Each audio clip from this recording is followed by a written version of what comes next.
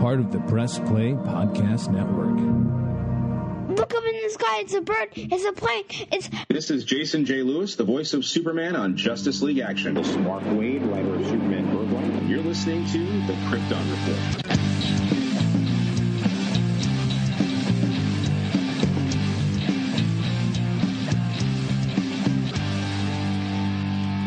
Look up in the sky.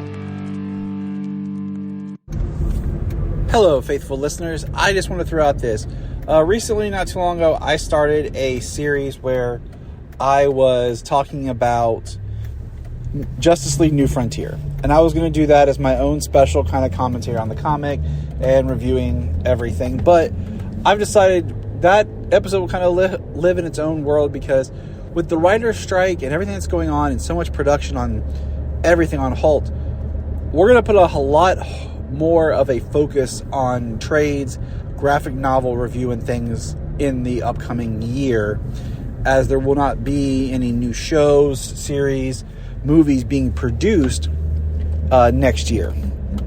So we're going to put a lot more focus on comics and some older things next year. So we will come back to that next year. So I just want to throw that out there for all everybody who's listening. And, you know, where's part 2? Because it's supposed to be coming out, and it's not at the time. So I just wanted to put that out there, talk to you guys, and let you know. Welcome to the Krypton Report podcast. I'm your host, Tyler, the Superman of Blue, the Man of Tomorrow. And with me, as always, Mr. James Flippin, Superman of Red, Man of Steel himself, Cole. What's up, buddy? Flipping? I don't know about flipping. Maybe I got on a trampoline or something? Yes. We're just going to cut to James on a trampoline. Right? Boingy, boingy, boingy. What's up, man? How you been? Oh, not too bad. Lots of work. Been on call this week, so that's been a great time. Yeah, being on call is what sucks, everybody, because that's what it's really kind of stopped us from recording this last night. Yeah, it's kept us from recording. And today we were going to cover some news, but we were going to be talking about Blue Beetle. How much can need the diaper change? Yeah, exactly. Diaper changes. Blue Beetle. Same thing. How much you need the diaper change? But we have some news, and we'll get into that. Sorry. First of all, one thing is we have some new comics that were announced that they're going to be doing. We got a sequel to Superman 78 that is coming. It's called Superman 78, The Metal Curtain. Looks like it's going to be by the same writer, Robert Venditti, and a new artist, I believe, will be taking over. Certainly did look like a new artist. And then there's something like with Superman versus Metallo. And so it's going to be a continuation of that 78 book. And I'm intrigued by it.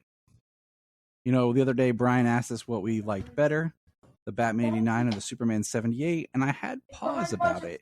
I would need to go back and reread both of them, because I felt like the Batman started well, and it just kind of it ended differently. But the 78, I didn't like the way they did it.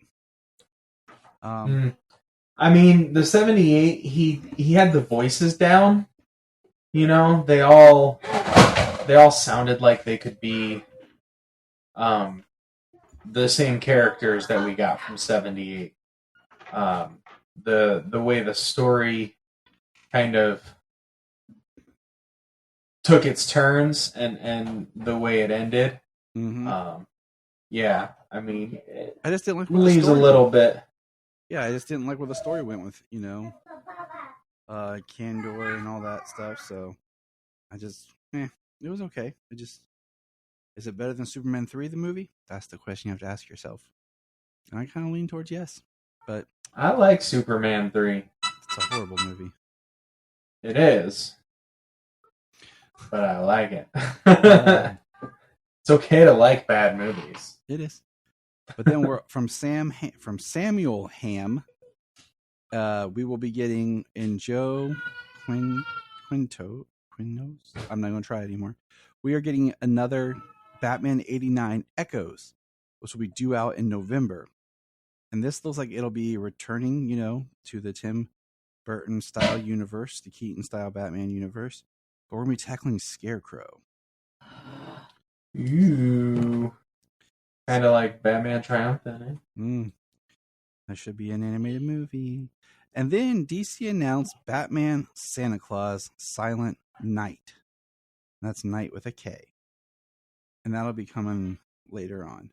So we're getting a new Christmas special, which I love it. I'm excited for it. Yeah. I mean, the Superman 78 book, I'm sure I will check it out as it comes. Maybe, I don't know, we'll see. I know I will absolutely read both of them on the app as soon as I can. And, they may be worth a trade pickup. Yeah. Who doesn't like extra holiday reading? Throw another Batman book in with Batman Noel. Yeah.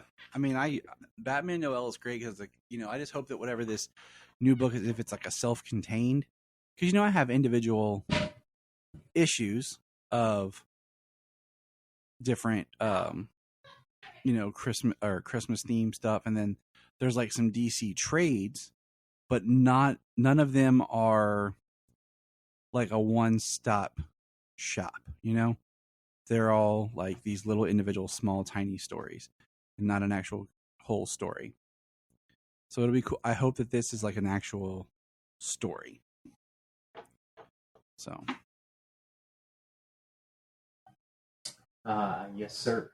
There's because the holiday stuff's always anthological usually. So, but that's all the news that I have. We have been slowing down. I mean, the only news from a podcasting point of view that we have is that we are going to be focusing a lot more on trades and graphic novel reviews and everything next year, as we will not have really any DC film, any new DC cartoons. So we'll be planning to dig more deeply into comic reviews and everything next year. So that's going to be fun. And we'll look at some older things too. We'll figure out, we would like to try to finish off our Superboy watching. But, that it disappeared. Tubi has failed us when we needed it most. Dang you, Tubi. Dang you. It makes it so difficult when it's not anywhere to be found. But today, we're going to talk about Blue Beetle. Blue Beetle. I was going to say, you got to drop some synth behind that. Well, I mean, if you listen to the Blue Beetle suite, it sounds like it says Blue Beetle in the music. Yeah. Yeah. It's like, you just have, once I say that and you listen to it, you're like, oh my God, it does. I'll have to check that out. But we will be talking about that, and here we go. Now, first question here, James, did you by chance read the more recent Blue Beetle Graduation comic series? No, but it is and has been on my list to get into. Honestly, I just read. Can you hold on a second? Yep. Well, yeah, I sent you the link to that song. Like when you listen to it, the music's pretty sweet. I'm not for this, Yeah. I'll have to check it out because I only heard it the one time watching the movie. So. But I read that Blue Beetle Graduation thing, and it was pretty good. Is it? It's like at the top of my reading list. Like honestly, it's been there. I've wanted to read it before the movie came out. I've been wanting to read it since it dropped, but it's the last couple of weeks, the only books I got to read were the ones I bought, and actually even longer than that because I didn't get to go to the shop for 2 weeks, and the 1 week they moved. Stupid shit. And they weren't open. Yeah, so, I mean, what are you going to do? But, so, I mean, I made up for it a little bit this week. I read like 14 books in the Night Terrors. Nice. Yeah, so in the last few days, I kind of burned through a bunch of those. That's cool. I read the entire Blue Beetle thing while sitting at my in-laws, just waiting for the kids to be done playing. I heard that's where they introduced the idea of different color scarabs. Yeah, it's kind of like they bring in this like different color scarabs, but it's like a different like version of the Reach. You find out like more history on the Reach. So it was interesting. I mean, the only knowledge I really have from them is Young Justice, and from what I understood, that was like the only place that multiple color scarabs were to begin with. Yeah, and it's setting up like it's one of those where it's kind of like it introduced Palmyra City and it introduced Victoria Court and what's going to go on here. It's setting up for here in like 2 weeks the release of Dawn of DC Blue Beetle and where that story is going to be. So yeah, it's interesting. You know, it was good. It's not like it's connected directly to the film, but you know, we're gonna get some characters from it, kind of thing. So yeah, I look forward to checking it out. You know, I've vastly expanded the amount of titles that I read because of the app, and Blue Beetle is one that I want to get more familiar with. all right, so James, Tyler, did you like the Blue Beetle movie? dude, I really liked the Blue Beetle movie. You know, I like the Blue Beetle movie a lot too. That's our non-spoiler, you know, review here and takeaway. It doesn't reinvent the wheel. You know, it definitely feels like you took a little bit from here, a little bit of here, a little bit of here, and dumped it into one film, and that's not a bad thing. You know what though? They did take what seems to be a lot of little bits like that, like, but they made them individual to this character. You know, it's like if you had to reference things, it's like you took a little bit of Iron Man, a little bit of Miss Marvel, the TV show, a little bit of Spider-Man, and like a dash of like Shazam from the DC side. Right. And you kind of put it in a blender and you end up getting Blue Beetle. And you know, they took a lot of great cues. It's an origin movie, but you know, it's somewhat formulaic, but I don't think that it's actually, I think it does break the mold in some respects for the superhero origin movie. If you look at it as an origin movie, yes. It does remind me of like some things from like the Amazing Spider-Man series, more on the Spider-Man side of just like, but you know, it's tough to kind of do these origin type things. But the one thing that this movie has that none of these other movies have is this is technically introducing a legacy character. And your jumping off point is technically a legacy character. You know, we've talked so much about how technically third generation. Right. You know, because we'll get into it more, but we've talked about so much about how, oh man, I'd love to see Tim Drake as Robin. But how do you introduce Tim Drake as your first Robin? Or I want to see Wally West as Flash. Okay, well, can you do Wally West, or you know, like, can you do these legacy type characters without really establishing them as their previous first or whatever?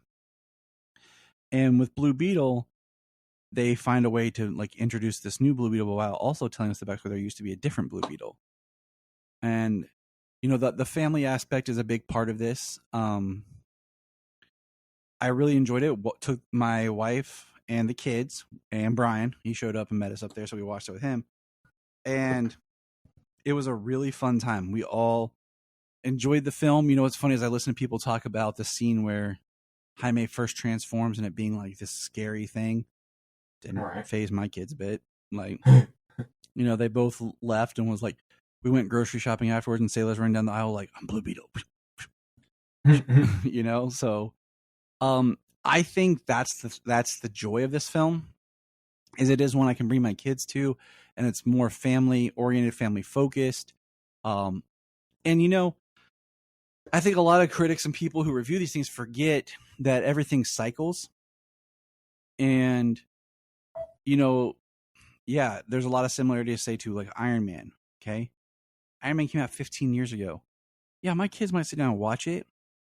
They're not going to pick up on all the tropes and the nuances, but seeing something new in theaters when it's hyped and it's fresh is something they get excited about. Like, we don't always go back and watch all the old stuff that came out, like, oh yeah, that's just this new thing again, Right. Well, also, the younger they are, they tend to have a little less appreciation for something like that because it's not as pretty and it's not as like action packed or as stylized. Right. And so whatever's the older, current version, whatever's the current thing is like what they're more interested in. Whatever's the new now as they're young, even like when watching like Batman the Animated Series and stuff like that, like they'll watch it, but like the newer stuff, they're so much more excited for.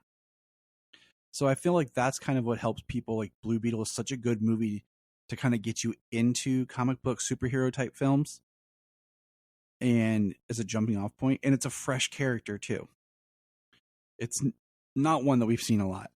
It's one that I went in, my experience with Blue Beetle has been Young Justice, and it has been, the little bit of Batman Brave and the Bold he appeared on. And then the DC animated continuity universe, where he appears, where he kind of is in the Teen Titans, but he kind of took the place of Cyborg.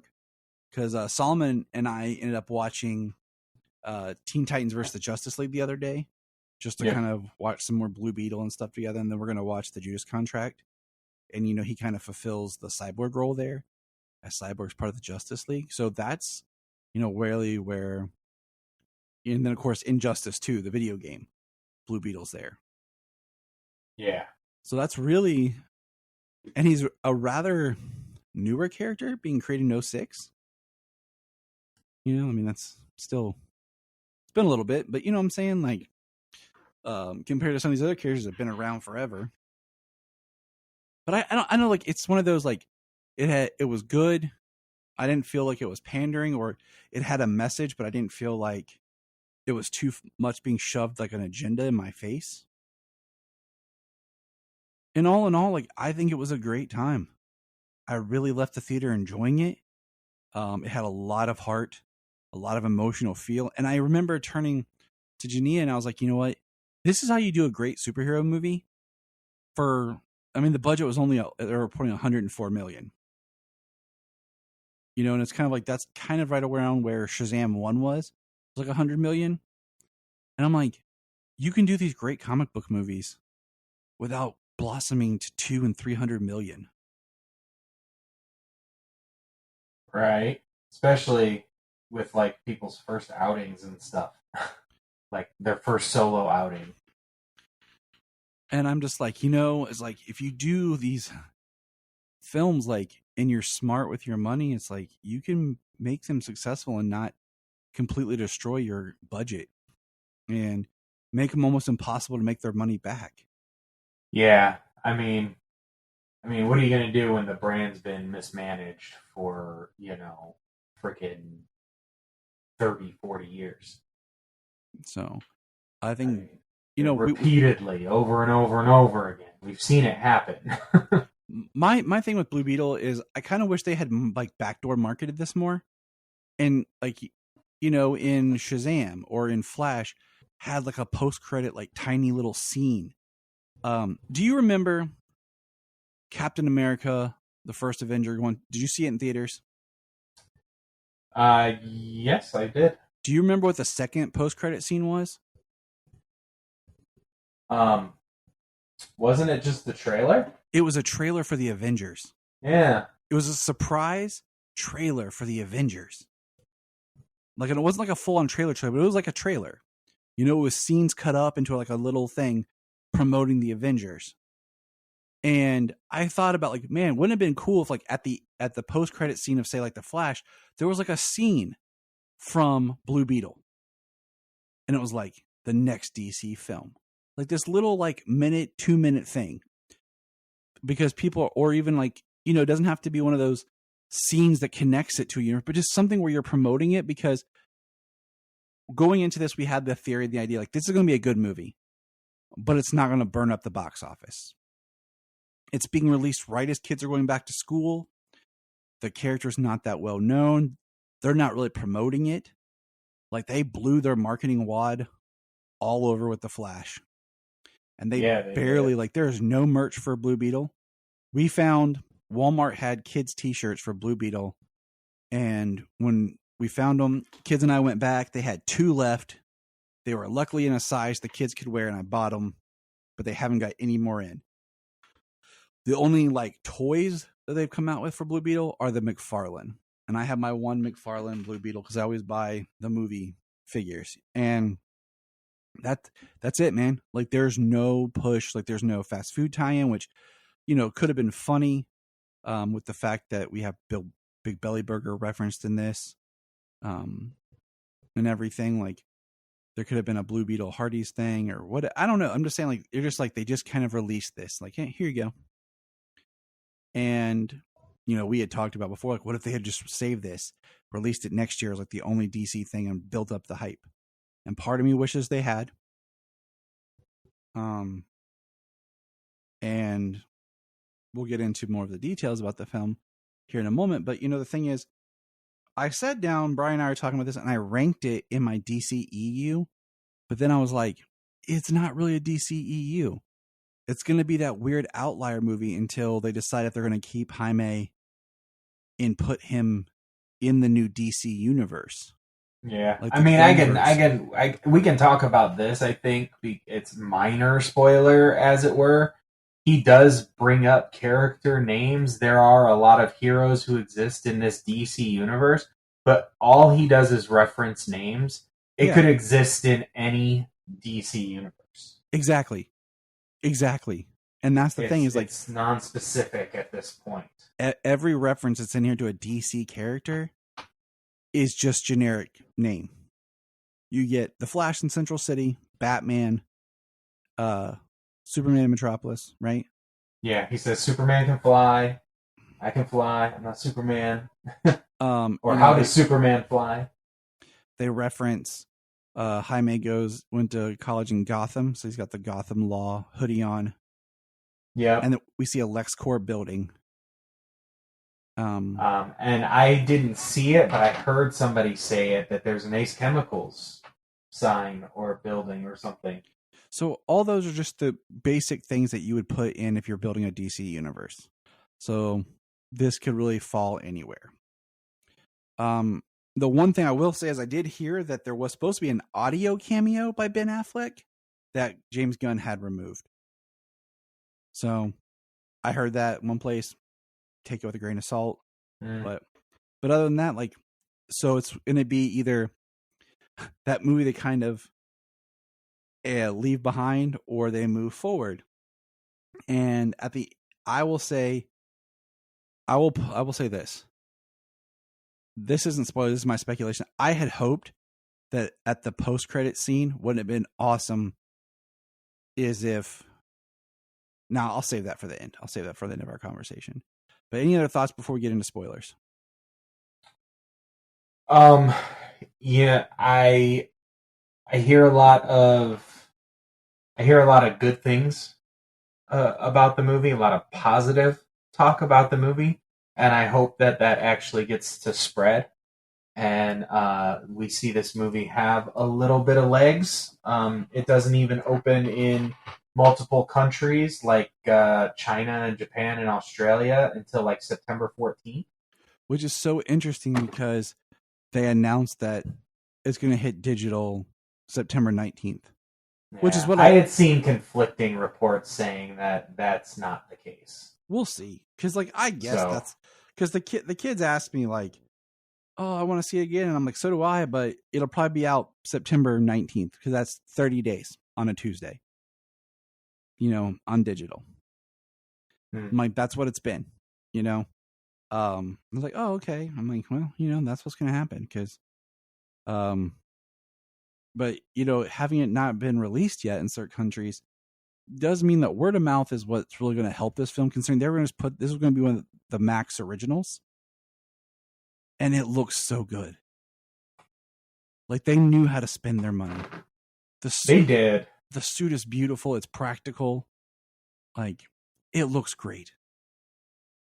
The practical suit and the times when they do the CGI overlay on it that they need to, because the suit is more practical most of the time, looks so good together. You know? It doesn't stand out glaringly as this is now a CGI suit. Right. You know, and that's one of the problems that, you know, I hate bringing up the other company, but Marvel's done so much where a lot of their characters now, like, they're wearing full CGI suits, like mocap. They're not really wearing practical suits all the time. And it gets old, you know? Like, I will say, so, Solomon and I, like, we finished rewatching the Ninja Turtle movies, right? And we were watching the Bay Turtles. And I was watching the scene where they're fighting Shredder. And Shredder's like this big, he looks almost like a robot thing. And it's a dude in like armor, but it's, you know, but actually it's a guy in a mocap suit, right? Right. And the turtles are all in these mocap suits. And we're watching this, and I'm watching how the camera's moving around and everything. And I'm like, this is technically live action, but everything in here is CG. There's this, you know, it's a platform, but the sky scene's CG. The guy who's, you know, mocapping Shredder moves way too fluid and light for something that's heavy of an armor. The tactileness is lost on me right now. Everything feels so lighter than air. Even the turtles don't feel like the weight that they should of being these, you know, massive creatures. Yeah. It just is so much. And then I'm watching Blue Beetle, and he's fighting, and like you can feel the tactileness of that's a dude really wearing that suit punching somebody. And it was very refreshing. But all right, you ready to jump over the spoiler? Oh yeah, let's do it. Yeah, here we go. And we are over the wall. Okay. First of all, the music was dope. The little kind of like seeing the scarab fly through space was awesome. And I don't want to like jump to that. I like that Ted Kord has a presence in this film, even though he's not in this movie. And kind of the story, because I'm not like the biggest Blue Beetle, you know, like fan, and like they talk about Dan Garrett, and like the story goes that Dan Garrett had found the scarab, had used it, and was Blue Beetle, Professor Dan Garrett, and then basically when he died, it came off of him, and the scarab wouldn't attach to, you know, Ted Kord.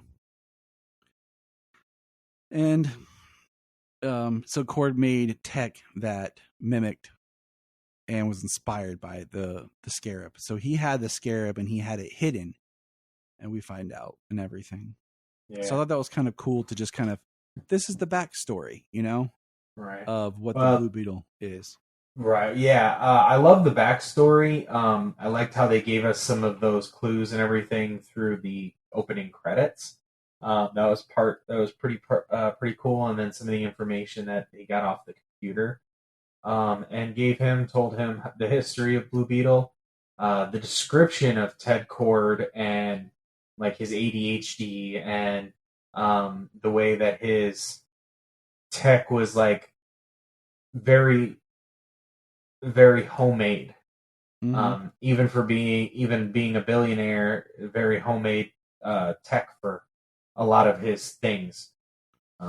And I think that just the way they described him and then what they showed you from him fit really well.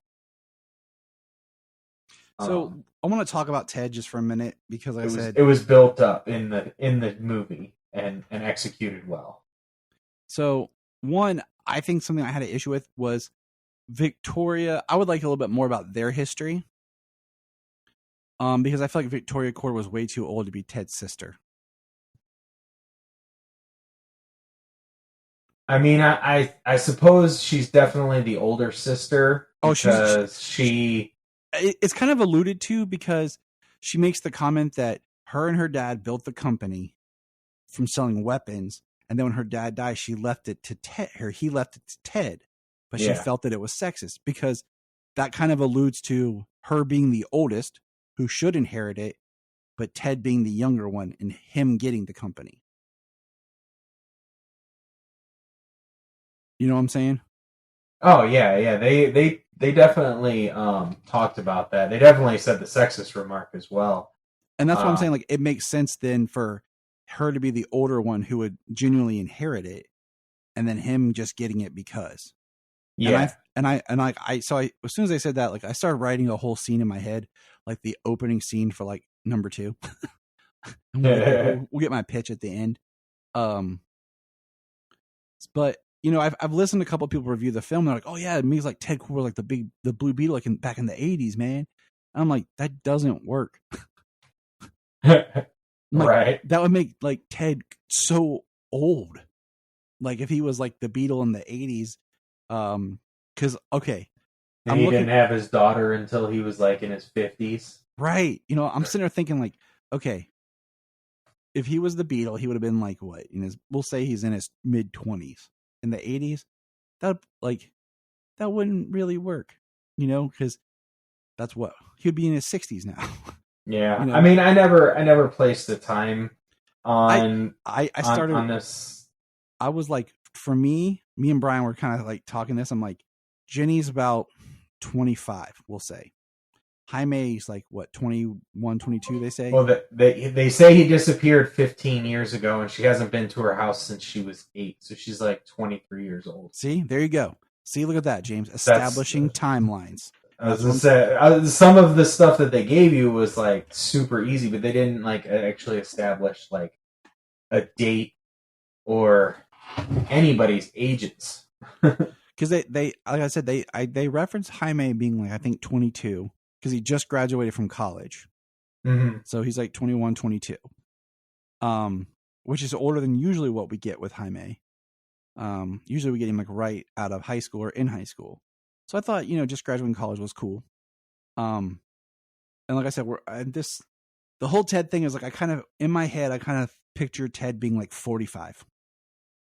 Mm. You know what I'm saying? Like, yeah. Kind of right in there. 45, 46.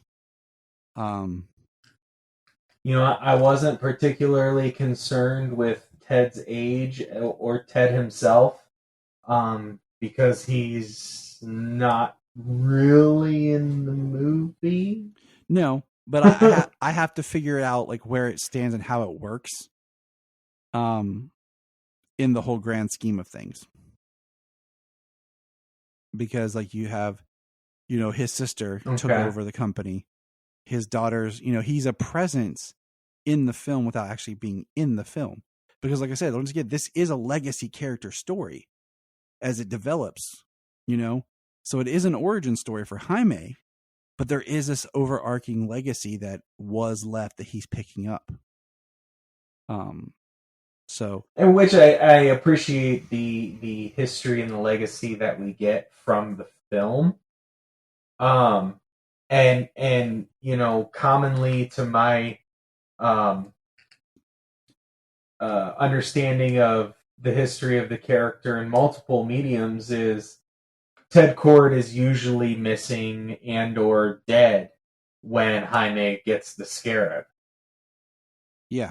So he is one of these legacy characters who literally has no legacy to learn from, like actually hands-on learn from. And so he's pretty hardcore, like his own character, even though he's a legacy character, especially since the Scarab attached to him. And, I mean, yeah, Dan Garrett used the Scarab, but only a little bit, not to the extent that it connected to Jaime.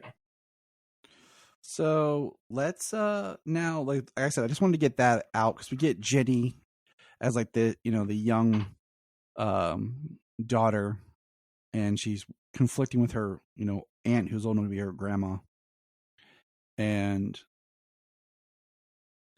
now we have that set up for the Cord industry, who's basically the big name in Palmyra City. Yeah. Which is a fictionalized kind of Miami, Florida, would you say? I mean, that's what it appears to be. It kind of seems that way. It kind of looks like Southern Florida, maybe, and some of the like the Florida Keys and stuff. Blue Beetle is usually in like El Paso, Texas, which they lived on El Paso Street. I was gonna ask you if you caught that. They lived on El Paso Street. As a nice little reference to El Paso, Texas, because they are Mexican, and that's the thing, like, that kind of threw me a little in just the sense, because, and I say I knew that, but it's like they're putting them in this kind of Miami-esque-ness, and they're Mexican, Hispanics, when usually, when you deal with like Miami-ness, it's more Puerto Rican and Cuban and everything. So it is kind of just an interesting placement of the characters.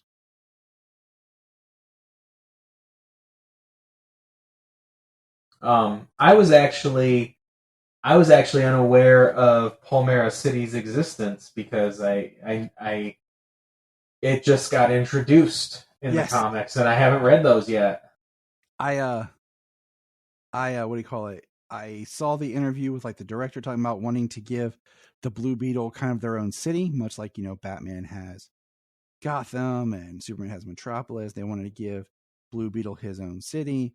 And that's kind of why, like I said, this comic that came out brings that into the comics. It's not a direct tie into the film or anything. But they bring in Palmyra City, and it makes me laugh because it's Palmyra City. And I'm just like, we're talking about the Cord. Why this feels like it should be Ray Palmer. You know what I'm saying? Like, this should be like Ray Palmer started his own city. Oh, you mean he didn't just rename Starling City? And, for anybody who doesn't know, I'm just going to throw this out there. It's a very interesting fact is Brandon Routh was supposed to be Ted Cord on Arrow. Nice. When he got brought in, because there's so many drops to Cord Industries in The Flash and in Arrow and everything. Dude, if he would have been Ted Cord and he'd have been Blue Beetle, he would have had so much more time to do that science stuff, and they would have had so much less budget or so much less effects to use to have to like make him grow and shrink and all that other stuff. Yep. And that's who he signed on to be, was Ted Cord. And then they ended up changing it to Ray Palmer at like the last minute, because they were going to do that Blue Beetle Booster Gold TV show, like on Sci-Fi or whatever. And they didn't want it to conflict, so they changed it. Because if you look at his like portrayal, it feels very Ted Cord. When he first shows up and everything. Like, Brandon Routh would have been amazing Ted Cord compared to Ray Palmer. But I'm just sort of throwing that out there in our discussion.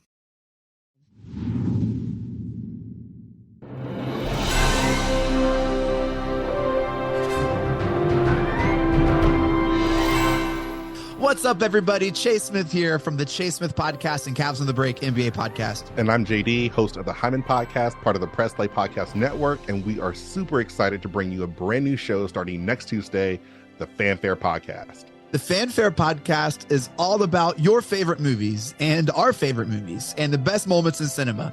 To help guide our discussion, each episode will feature one classic.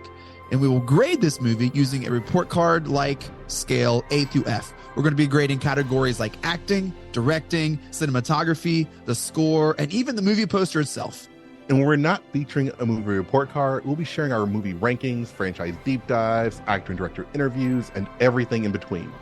Movies have been a major part of our lives, and we cannot wait to share our thoughts with you.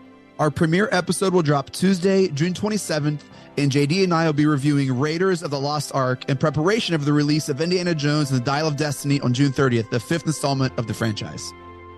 Join us on the Fanfare Podcast, available on Apple Podcasts or wherever you listen to your podcast. Hello, Brooks here with the Books with Brooks monthly book club podcast. Here's how Books with Brooks works. We read one book a month, and then we talk about it. Classics like Stephen King's The Shining, debut novels like We Are the Brennans by Tracy Lang, and tons of other compelling, life-changing stories, one book and 1 month at a time. So come read along with us, and then listen in. Here at Krypton Report, we believe in the power of podcasting, the power of speaking your voice and speaking something that comes from you. So here's a couple of podcasts you can check out with people sharing their voice.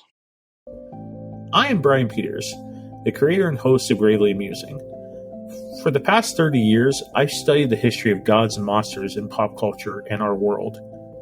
As a student of theology and history, I've tried to understand evil and its impact on us. As a writer, I've tried to share this knowledge. As a comedian, I've tried to make people laugh as I do it.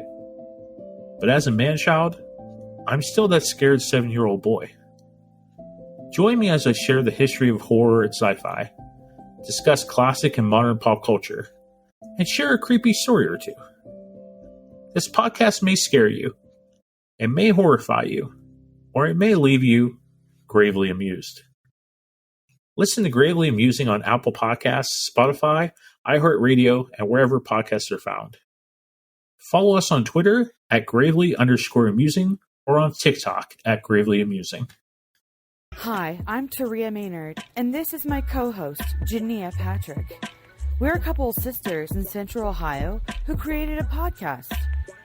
Our podcast is called The Confessing Heretics. The basic premise of the podcast right now, as we see it, is we're going to talk to you guys about our stories in religion, would you say? This podcast is about sharing our truths, our religious traumas, and our histories. We'd love for you to join us on our journeys as we talk about our pasts and discover more about ourselves along the way.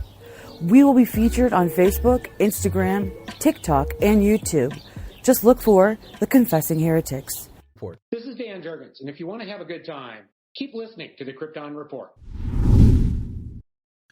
But so Jaime, we open up, is returning from college, and he finds out like he's all excited and the family's all there.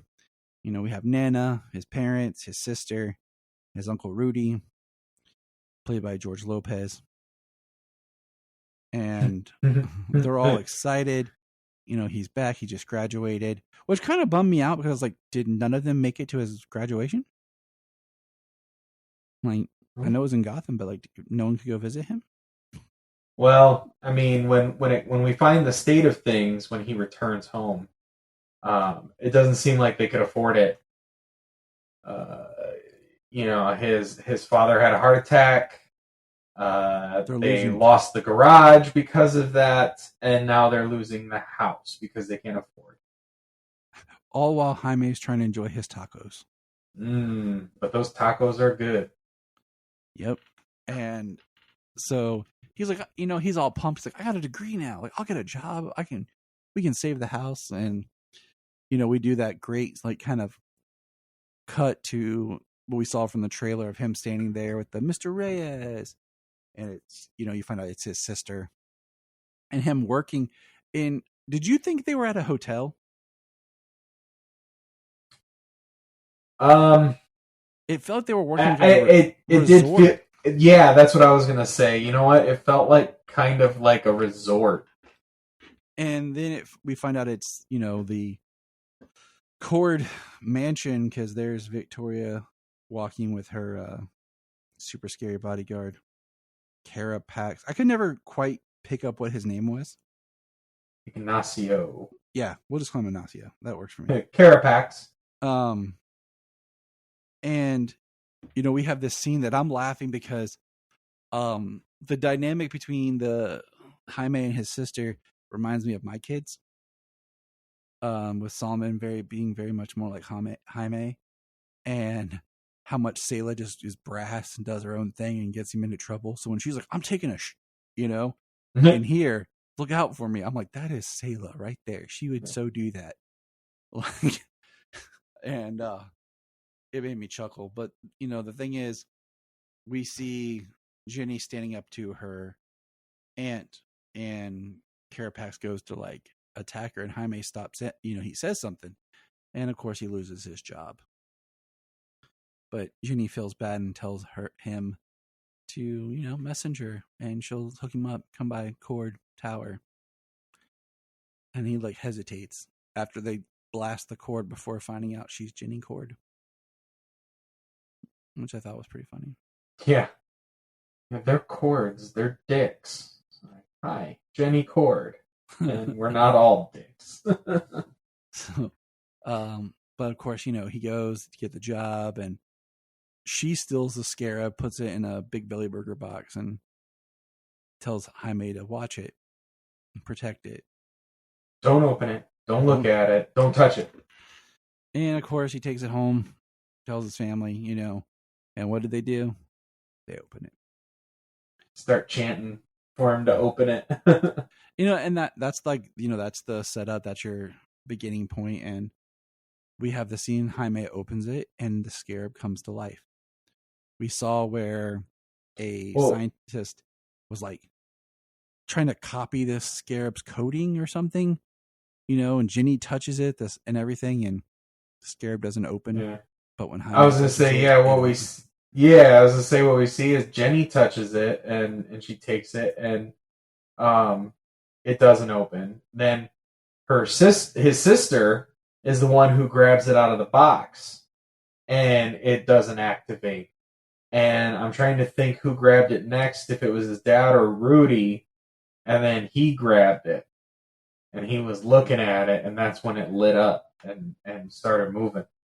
And, it's the scene where it crawls on him, and it's funny because you have this like crazy scene but like the family is hilarious because they're like yelling like, "What's it doing?" And, Uncle Rudy's like, "It's going up his ass." Yeah. Where'd it go? It went up his ass. And Jaime's yelling. He starts to like. The first transformation it's intense. Yeah, it's it is. Burning his clothes off, and it's growing from him, and you just like almost. It looks kind of like black goo coming from like his eyes and out his body and everything. And then he just takes off, and he flies into space because that's what you do. And the suit, the scarabs, just starts running through these system checks. And it's really interesting that part of the system checks are not only like how is the scarab operating, but it's also the system checks are part of how to protect the host. Like sealing it for when he flies into outer space, protecting him from the heat upon re-entry, protecting him from the bus before he gets hit. It's it's very interesting. I kind of wish we would have gotten a little bit more of Kajada, like in Jaime kind of talking, and made Kaj more of a character. That's one complaint I have. Not really complaint, but just like a thought. I really don't have a lot of like, they could have done this type stuff, but that's just. I absolutely look forward to that growing dynamic come Jaime's return. Yes. Hopefully a Blue Beetle too, but that's just me. Fingers crossed, hoping. Because we do get this, the scene later where they are in sync, and they end up syncing their waves together.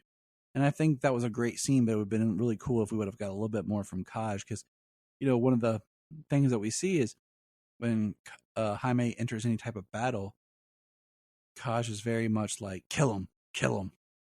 And Jaime's like, we don't kill.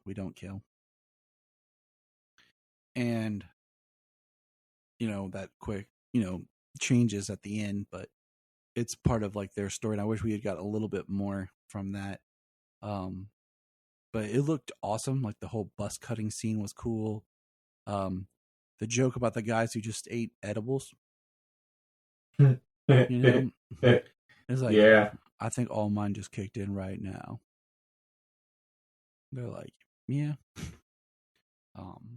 It was, it was good, and like the one shot we get where Jaime comes back and like we realize he's butt naked, and the family's trying to cover him, and he's freaking out, and he falls asleep, and then he wakes up, and they're like trying to say something, and we get the shot of what the scarab looks like on his back.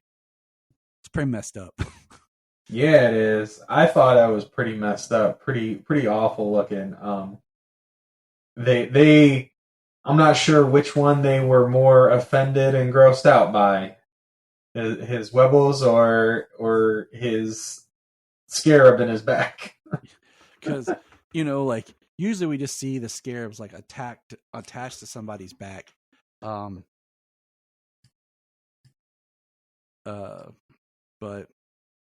this is kind of fused. Under his skin, fused with his spine and stuff. Yeah, it's like it went under his skin and popped out. So I'm gonna have to like pause that scene when I watch it again, like study it. And then of course he goes to get Jenny, and we have more and more battles, and he fights Carapax, which was cool. I mean, we don't have to go beat by beat, but like just my thing with the film is I really enjoyed the dynamic of the family. The only scene that I kind of had going beat by beat. Well, I'm trying. My problem is I'm trying to remember, and I only got to see it the one time. So yeah, and that's why I'm like, I'm just going to try to hit the high points and stuff. But there's so many. It's a good movie. When the only thing I have a nitpick about, like, really, is like I'll brush away the comic book villainy of Victoria Cord trying to just want the scarab to make her OMAC suits. It makes me like I would have liked the line where she wants her own personal army for world domination, because I'd believe it. But whatever. Was the whole Uncle Rudy built some tech that could, basically like an EMP / I don't even know what it was supposed to be, machine that helped them break into Cord Industries. That's the one part I was like, kind of like just like some sort of signal jammer or something. Yeah, that's the one thing I was kind of like, all right, I'm gonna have to go with this. But we hit on some serious issues when they talk about like they can't call the authorities because they can have immigration sniffing around because Jaime's dad. Was it Jaime's dad and Nana didn't have papers, or I think so. And stuff like that, where they say it like, so like you have the idea that they they got into the country illegally and they were immigrants and things, which I think is all part of the stronger message about the family, the cultural aspect. And we have Jenny needs the key, and to get into what would you call it? Like it's basically the Blue Beetle cave. Yeah, it's I would assume that they'd call it like the nest or the hive or something. I don't know. What do you call a colony for beetles? But they go to the old Cord mansion, and that we see the Dan Garrett suit and basically the Ted Cord suit and Ted's tech, and this is where Rudy finds out that Blue Beetle, he's like, Ted Cord was Blue Beetle? Oh man, he was so cool. He was like Batman, but like with ADHD. And so that's where we get our whole Ted Cord thing. And basically Jaime's wearing like an old tracksuit, which is hilarious. Yeah. But what happens is Victoria attacks the house. And this is a really good scene because you have people busting in to the family and they're dragging them out of the house. And they're sitting there, and Jaime can't figure out how to transform back at the, the Cord Mansion. He's like, Kaj is going to protect him. So this is where he gets the idea he's going to jump off the roof, and that, it makes the Blue Beetle transform. Yeah. And he shows up. It's a great scene where this is probably directed. This is probably my favorite scene from the directing. The fight, or the whole scene with the family getting the raid and the fight, because you get a great angle of the guy holding the gun, and they're like, at Nana, and they're like, where is he? And then you see him in the back coming. And then how he just swoops in, and then, like, as heart-wrenching as this scene is, and I'll get to it, my favorite shot of the film happens in here. We have the Reyes family being attacked and harassed, and the dad is trying to protect the daughter and everything, and they're trying to get free as Jaime's fighting, and the dad has a heart attack. And yeah, we got Chekhov's heart attack earlier, saying that Dad had a heart attack before. And the scene is they bring out this like claw gun and they shoot it, and it goes around Jaime and like basically electrocutes him. And the scene that I think is really powerful is you have the shot where Jaime is basically being drugged away, while in the foreground, while in the background, the family comes over to his dad having a heart attack, trying to help him, and Jaime's just screaming as they're taking him away. And it was just really powerful. Oh, yeah, absolutely. And then the editing and everything of how the dad actually dies right there. We have the editing, you hear him on the ambulance, and then you hear him go flatline. And dude, I was tearing up, man. Like it was strong. It hit me. Yeah. Yeah, that was a sad moment in the film. It was really exciting. It was a very emotional scene. It was very exciting, followed by that gut-wrenching death. Like I've seen some complaints obviously levied that they just took the Shazam thing of him jumping off the roof. And I mean, yeah, it's something, it's visually similar, but character-wise, it's actually kind of quite different, Yeah. Billy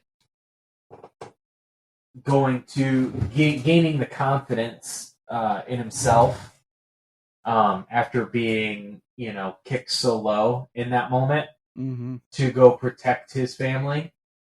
And then in this moment, this is actually Jaime learning to kind of trust the scarab that's attached to him, because the only way he knows to bring out the suit is for it to protect him.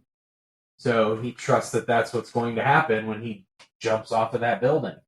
So it's kind of referencing that symbiotic relationship in that moment. Exactly.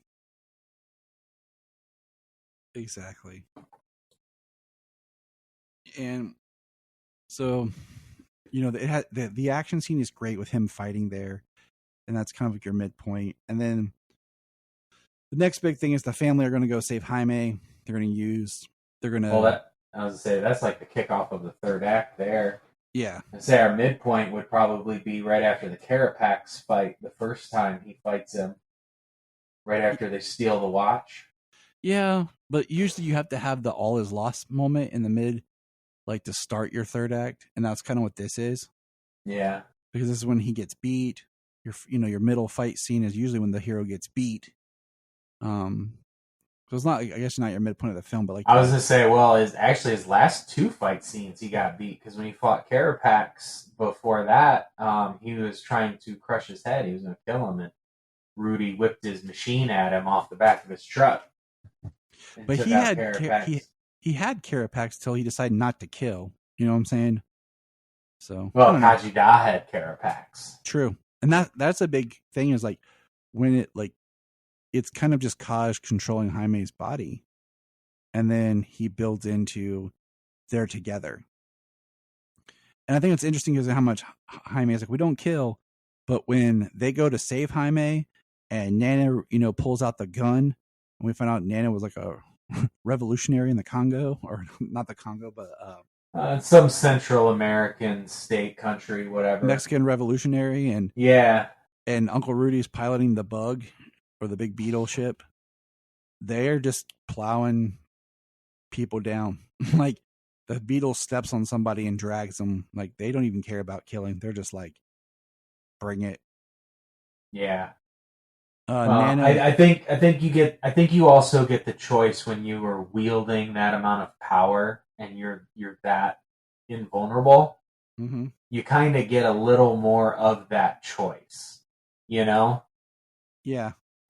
Nana's actions made the kids laugh. Like they love Nana. Oh, especially her laughing maniacally. Death to the imperialists! Yeah, like she had a nice little twist of just being like, ha ha, ha ha. So, they go, and basically, like we said, they get the Scarab's code, pseudo super science, as Jaime is sinking with Kaj, and then we get another kind of, and like it's a good scene, Jaime basically on the brink of death, however you want to say it, and he sees his dad, and it's one of those, it's not your time, you have to go back things. But it was really good. Like his dad's like, this is my purpose, to be here for you. And he bonds, with Kaj completely and breaks free and starts kicking butt and taking names. It's funny. Well, I guess not really funny. I don't particularly is the idea that this time in the afterlife, speaking with your loved ones like that, is anything new. Is that, only, maybe Black Panther is the only movie to have ever done it. Oh, I know. Is what it sounds like. Let's see because, that. I mean, if you watch just two animated movies from Hispanic backgrounds, Book of Life and Coco. Both. Yes. Both of them, specifically. And both before Black Panther. Coco's amazing. I love Coco. It's probably the best Pixar movie they ever made. But even then, like Black Panther kind of ripped off The Lion King, but everyone's like, "Oh, it's like in Black Panther." I'm like, "Yeah, that also happened in comic books, for a long period of time." Smallville had scenes of Clark talking to Jonathan Kent. Oh yeah. Oh, I assure you, we could go to movies from 60 years ago from all countries across the globe, and we will find that imagery. Well, how about Harry Potter with Harry talking to Dumbledore at King's Cross? There you go. And like, yeah. So yeah, just the ideas of levying that again. It's not exclusive to one group. It's not exclusive to one movie. It's something that people believe, and you know what I mean. It's like a filming trope, like you have to go back, but I want to be with you. It's not your time, honey. Absolutely. We've seen it in tons of non-comic book movies, period. But it's just, it's really, Jaime's return, and we get our big battle between him and Carapax. We get the scene where Kaj does whatever you can think I can create, and he makes the big sword, the big anime style sword, which I kind of wanted to see. Buster sword. I wanted to see him chop some people with, or not people, but like machines with, because they were gonna power their very huge factory for the Omax. And it was interesting because I think the biggest twist is in the final battle, where Jaime is going to kill Kaj, or Kaj tells Jaime not to kill Carapax, who's now, full Omax suit. And she says when they were, downloading her code or whatever, she unlocked his memories. And what we see is, throughout the whole movie, it's like family makes you weak, and he says this, and you find out that his mother was murdered. His mother died from a bombing, basically. And the bombs were Cord bombs. We see Victoria Cord there against the revolutionaries, and she takes him. We see him as a child and as a soldier, and basically has been manipulating and using him. Oh yeah, it's privatized war in other countries. Yeah, and that's what Victoria Cord has built her empire on. And so what's great is Jaime decides to let Carapax live, but it's Carapax that then grabs Victoria and drags her into the fire, killing both him and her. So I thought that was a really cool turn. Reactor. Like the redeeming villain, like he's a horrible villain, but at the same time he kills the main villain, so Jaime doesn't have to. and then they all, and one of the biggest lines that I loved was Nana earlier tells him it's not time to cry. And then when all the family's back together on board the ship, she's like, now we can cry. Yeah. And they bring Jenny into the fold, and you know what? I was able to relax at that moment too and start welling up in my eyes. Oh, dude, I was crying. I was like, damn it. I'm like, I didn't expect to cry this much. And both my kids are like, got some tears going. Like, this is so sad. I'm like, I know. My goal is for us to watch this film, James, again and do our commentary on it in November. Yeah. Because it'll be out by digital and be a little bit of time. And we'll slip this in because I really look forward to watching it again. With you. I absolutely look forward to watching this as soon as it comes out. I'm buying it. I'm you know how I don't really do much double dipping on these things, but I'm buying it digitally and buying the physical when it drops. My pitch is I'll record later and put it on a separate thing because I was thinking about the story. But yeah, I'm with you. I want to support it because I definitely think that it was a good movie. It was fun. It was lighthearted when it needed to be. It was serious when it needed to be. It had the heart. It had the special effects. It looked great for the budget. It wasn't reinventing the wheel, but it left you with a good time. Oh yeah, I mean, for the differences, we've got the entire family who knows who he is and what he does. It's one of the few recent DC films that were origin movies, other than Shazam and Man of Steel. Mm-hmm. The rest of them were kind of spin-offs. So it's kind of refreshing in that way because we hadn't had a DC origin in a while. But what would you rate it out of 10? Oh man,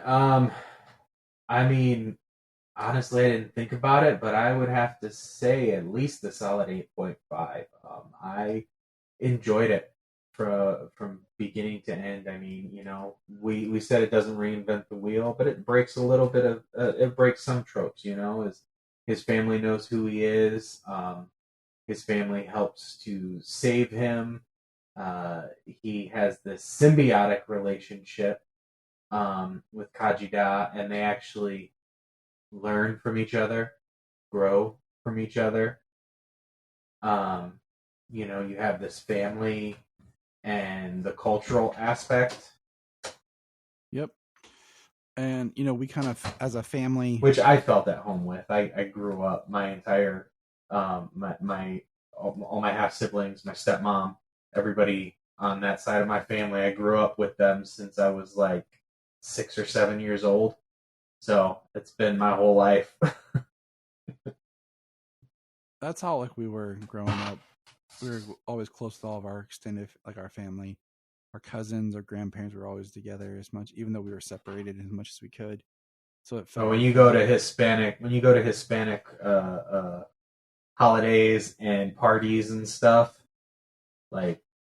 it's everybody's there, everybody's around and people are just talking all over the place and having a good time.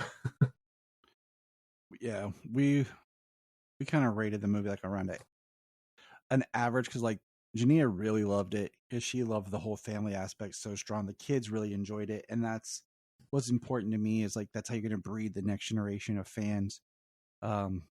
is making something they can enjoy and love, and they look forward to watching it again. So we kind of fell like to an 8. Because I was like on the 8 side, and they were like 9, 10. I'm like, well, it takes a lot for me to rate a movie a 10. But check out Blue Beetle. It definitely this Thursday is cinema, like National Cinema Day. A lot of theaters are doing showings for $4 for your ticket. Check out Blue Beetle then. Word of mouth. It's sitting at like 50 some million right now worldwide, I think. So it's made half its budget. Word of mouth. Let's give it some legs. There's nothing really coming out too much in September. So hopefully this movie will play on. One movie that people forgot about was the newest Pixar movie, Elemental, which actually just crossed like over 500 million. It was like a sleeper hit that just kept making money that no one was really paying attention to. It didn't really hit hard when it first came out. I hope that Blue Beetle will have some legs like that. Yeah, Elemental did not do that great, that great at the time. No, but it's still in theaters. But since it has kept going. Yeah, it's still in theaters growing, and I'm hoping Blue Beetle gets something like that throughout September, and we'll see. All right, good listeners, check us out, and remember, look up in the sky. We just want to say, if you've enjoyed this podcast, please check out other podcasts on the Press Play Podcast Network. If you are like Tyler and James and can't get enough super talk, check out these other podcasts. Digging for Kryptonite, Supergirl Radio, The Last Sons of Krypton, The Superboy Legacy Podcast, All-Star Superfans, Superman the Animated Podcast, The Aspiring Kryptonians, Always Hold On to Smallville, The Geek of Steel, and Truth, Justice, and Hope. Remember to check out Krypton Report on all social media platforms. Go to linktree.com/Krypton Report. You find all of our information.